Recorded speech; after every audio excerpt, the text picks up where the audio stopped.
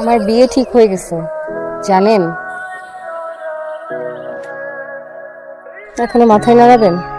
ভালোবাসেন কিনা তাও বলবেন না? এনো এগুলোকে এই পাশে পাশে দিয়ে দিন, সুন্দর করে সাজাবে আমার জামাই। সৌরভ ভাই বিয়ের দায়িত্বে আছে, কিন্তু তারই তো কোনো খোঁজ খবর নাই। দেখি না তোকে জি, ওদিক দিয়ে টান দিয়ে দাও। এই যে কালাম নিয়ে আইছি। তোমার উপর কিন্তু অনেক বড় দায়িত্ব বাবা। ঠিক ওই নুপুরকে পরে দিছিলাম তো। এখন আমরা অনেক বড় করে আয়োজন করব না, ছেলে যখন লন্ডন থেকে 1 বছর পরে আসবে দাম করে দিয়ে দিব। কত কিছু যে করবো তাই না? তোমার চাচা যারা যে সব কেনাকাটা করতে পারবে না, আমিও তেমন বুঝি না, তোমারই কিন্তু সব করা লাগবে। নূপুরকে কয়দিন পড়ানো লাগবে। তাই আমি তাহলে এখনই শুরু করে দিতেছি। চশমাটা রেখে আসছি তো, টেবিলে নিয়ে আসি। আচ্ছা ঠিক আছে। তুমি একটু পরে চারুকে নিয়ে গিয়ে বিয়ের শাড়িটা কিনে ফেলো, কাজে দেরি করতে নেই। আমি তাইলে আমার কাজ করি। হ্যাঁ, এই তুমি ওগুলো ওরা এই বাড়ি এসে দেখে যেন বলে যে এটা একটা সুন্দর বাড়ি।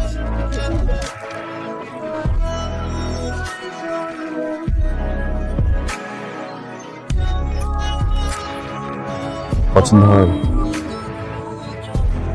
ম্যাডাম শাড়িটা অনেক আপনি পাতলা আছে, পয়রা আরাম পাইবেন, গরম লাগবে না। এইটা প্যাকেট করে দেন ভাই। ঠিক আছে স্যার। আপনি একটু বসেন, আমি সামনে আছি।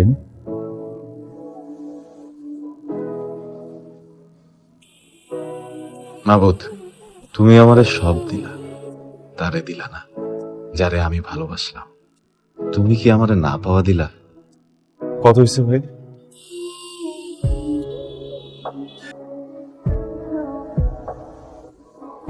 আগে তো অনেক কিছু লিখতেন, এখন আর লিখেন না?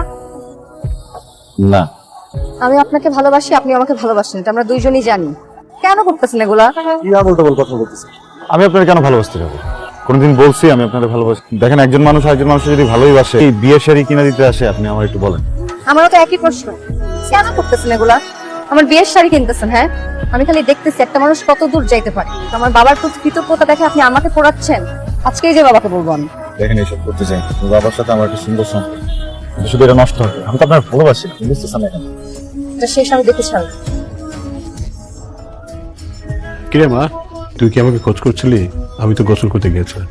বাবা, তুমি আমাকে অনেক ভালোবাসো তাই না? হ্যাঁ, তোকে অনেক ভালোবাসি, কষ্ট করে পাত্র করছি। ছোটবেলা থেকে শুরু করে এখন পর্যন্ত তোমাদের বাইরে কিছু পছন্দ করো তো দূরের কথা, কিছু অপছন্দও করবে। নিশ্চয়ই তোমরা আমার ভালো চাও বলেই। কি লাগবে সোজা একটা বল। না বাবা, কিছু লাগবে না, আমি আসলে চাচা, আমার অবস্থা ভালো না চাচা। বাদল ভাইরে হাসপাতালে পাঠাইছি, কি করবো কিছু বুঝতেছি না। শোনো, তুই মাথা ঠান্ডা কর, টাকা পয়সা যা লাগে সেটা আমি দেখবো। আমি পরশকে পাঠাচ্ছি, তুমি অবশ্যই তোমার মায়ের কাছে যাবে। এত মা ভক্ত ছেলে দেখা যায় না, তাই না? তুই কি যেন কি বলছিলি? কিছু না বাবা।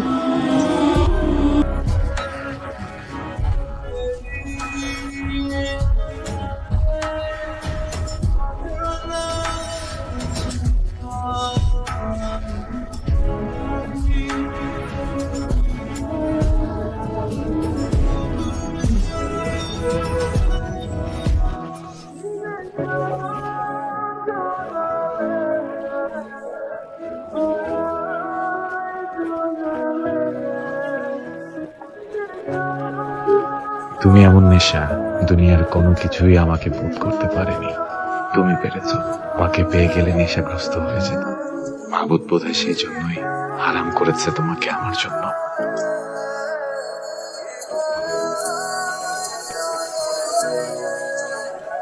বাবা, কাউরে ভালোবাসলে এই কথাটা তারে জানাইতে হয়।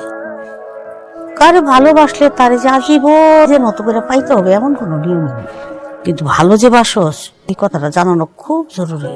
তা নাইলে এই যে যারে ভালোবাসস তারে যে বলতে পারলি না, কষ্টে আজীবন তিল তিল করে যন্ত্রণায় মরলি। বাবা, আমি মা হইয়া কেমন সেটা দেখি।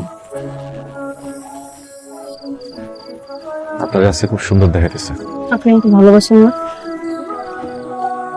বাসি তো। বিয়ের আগের রাতে ভালোবাসলেন? অনেক আগে থেকেই বাসি। তাহলে বলেন নাই কেন?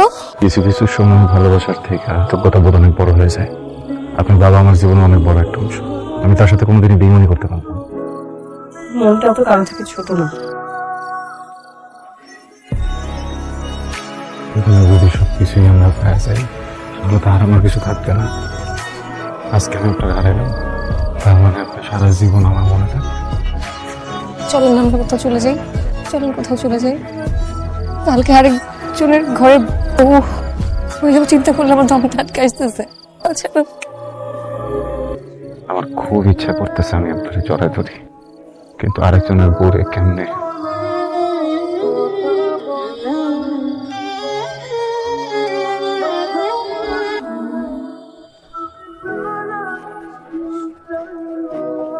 আসসালামু আলাইকুম। সব ঠিকঠাক আছে? সৌরভ ভাই ভালো, সবকিছু ঠিকঠাক? পিতা মোহাম্মদ কামাল সিকদার, মাতা পারুল বেগমের কন্যার সহিত চারু সিকদারের সাথে শহীদুল হকের ছেলে ফারদিনের সাথে 10,01,000 টাকা এই বিবাহ রাজি থাকলে কবুল করবে। কবুল বলেন মা, বললেন কবুল।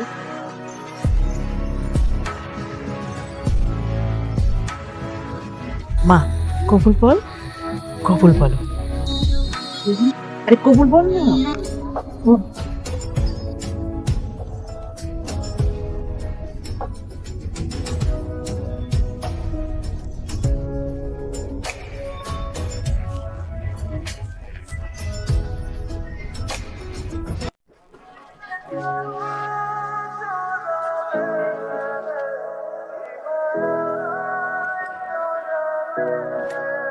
সৌরভ, আমি সব জানি তুমি আমার সন্তানের মতো, উপকার করে বলতে হয় না, কিন্তু আমাকে বলতে হচ্ছে। তোমার মায়ের জন্য সব কিছু করছি, তুমি পারবা না ভুলে যেতে?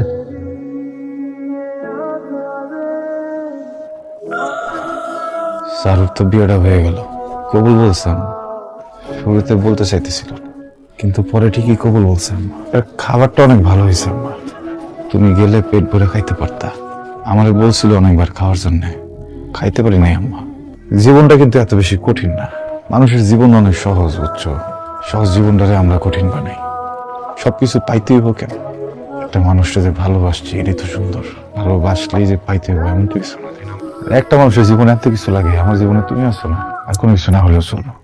একটু ঘুম থেকে উঠবা, আমার না খুব অস্থির লাগতেছে। আজকে রাতে একটু কষ্ট দিই, আমার করলে একটু মাথাটা রেখে ঘুমাবো। হ্যাঁ মা, আমার